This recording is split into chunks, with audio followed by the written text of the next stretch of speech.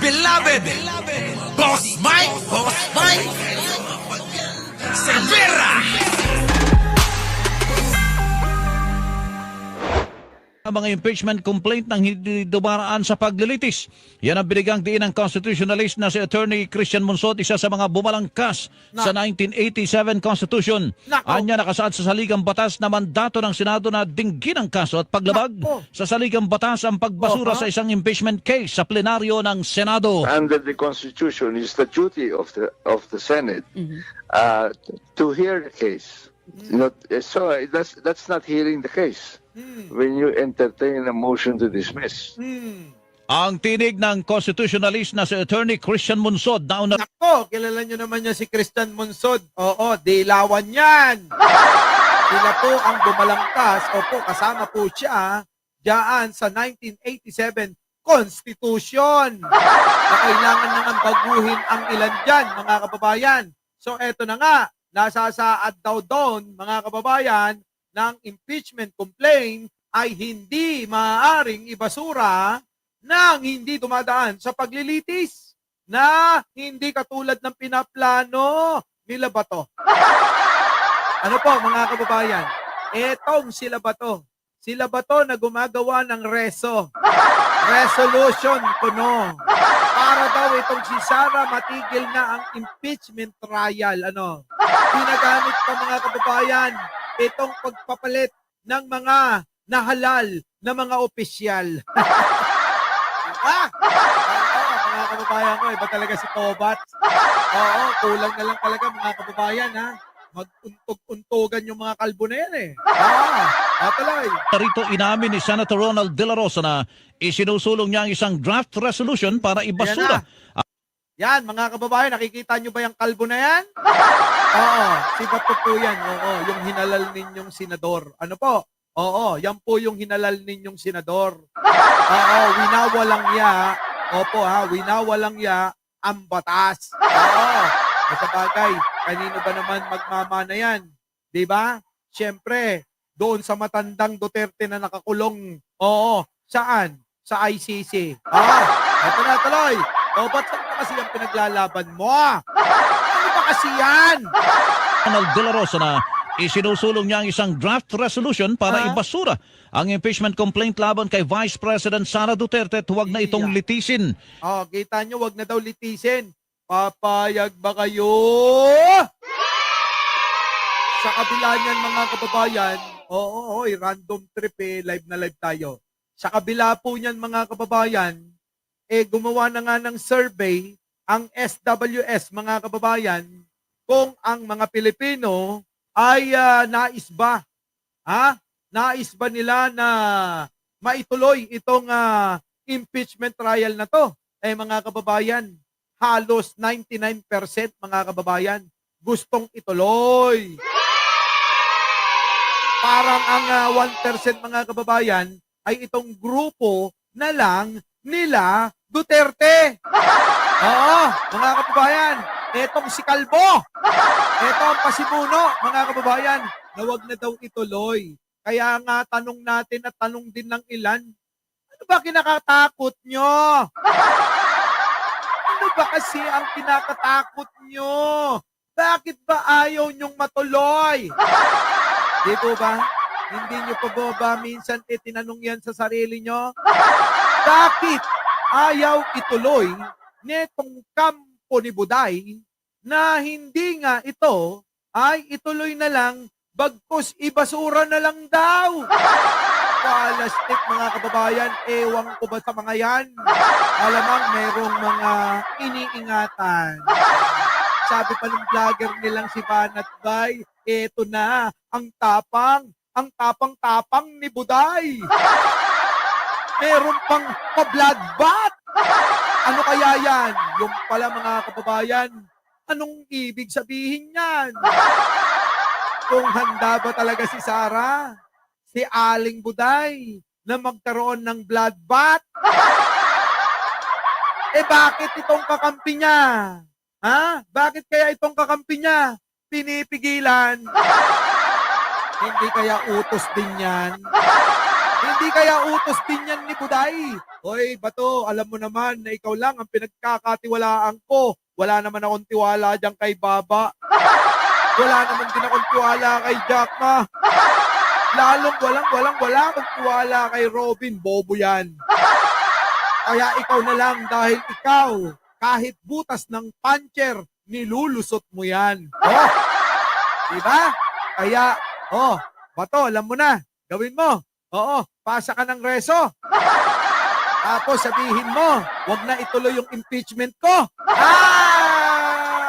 Bloodbath. Tapos sasabihin, si Bato lang. Di ba mga kababayan? Ano sinasabi ko sa inyo? Huwag kayong magpapadala sa tapang-tapangan ni Buday. Sa totoo lang, sabi nga ni Father, yung mga ganyang klaseng tao, yan yung mga takot talaga. Di ba?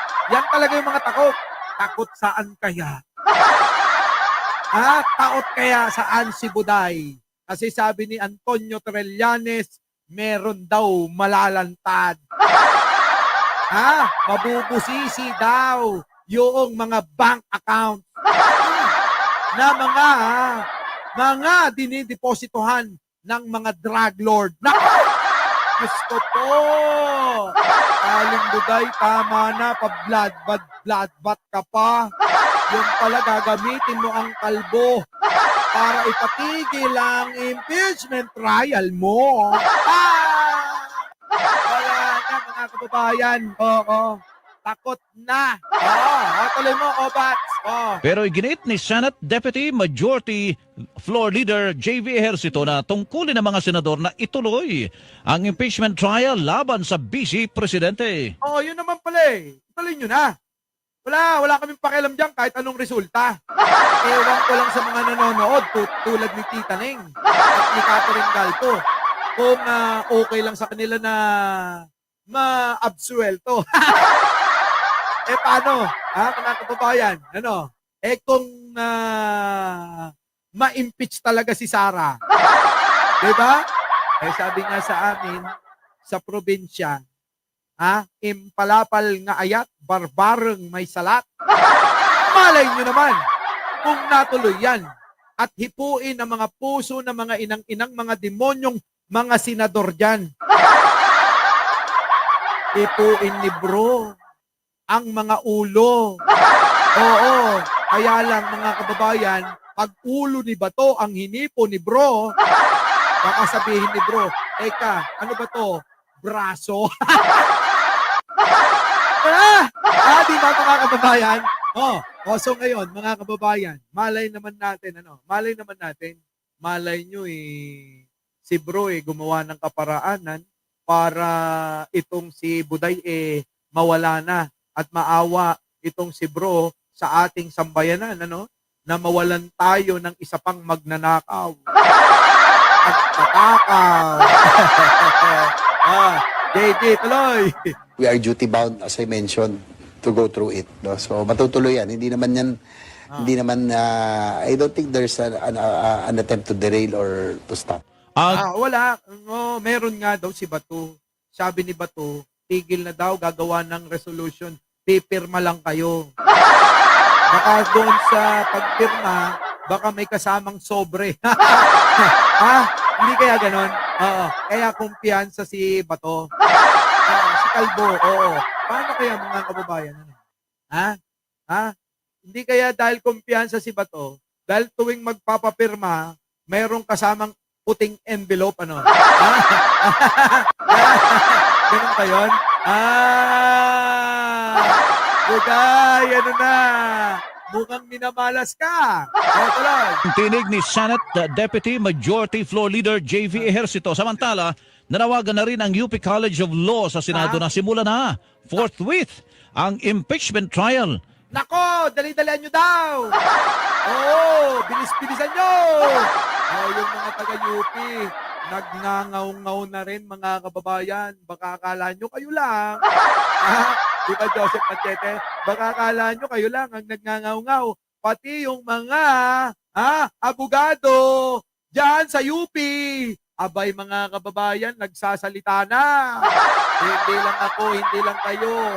Marami ng mga Pilipino ang talagang gusto nang maumpisahan yang impeachment na yan kung binabalak nila na ito ay i-delay para hindi matuloy, nagkakamali yung kalbo. At lalong-lalo ka na, Buday. Ikaw, Buday, lalong-lalo ka na. Ha? Tuloy. Di man ito nangangulugan na nais nilang ma-convict ang Vice Presidente at ang nais lamang nila ay marinig ang mga ebidensya laban sa Vice Presidente at ang kanyang depensa para makapagdesisyon kung siya ba ay karapat-dapat na manatili sa pwesto. Yun, tayo rin naman ganun din, di po ba? Sabi ko nga sa inyo, hindi naman mahalaga kung makonvict siya. Ang mahalaga, marinig natin ang mga ebidensya. Makita natin kung ano sasabihin. Malaman natin kung anong mga katwiran ng mga prosecutor. At kung ano naman ang sasabihin ni Buday sa kanyang depensa. Kahapon ko pa sinasabi yan. Wala sa atin yung impeachment na yan. Bakit? Kahit naman hindi ma-impeach yan si Presidente Bongbong Marcos pa rin ang presidente Hindi naman magbabago na yun Sa tuwing gigising yung mga DDS, umaga, paggising nila, Presidente, Pangulong Bongbong Marcos pa rin At isa pa mga kababayan, pagtulog nila, may daladalang sama ng loob Turuin nyo, pagtulog nyo, ang presidente si Pangulong Bongbong Marcos pa rin. Ang sakit niya, mga kababayan. Sa totoo lang, naawa na nga kami sa inyo Bakit hindi kayo uminom ng sleeping pills? Parang hindi na kayo magising. Eto na, mga kababayan. Eto pa, mga kababayan ko. Dahil nga dyan, mga kababayan, at eto na, nanawagan na ang simbahan, kabahan ka na, Buday.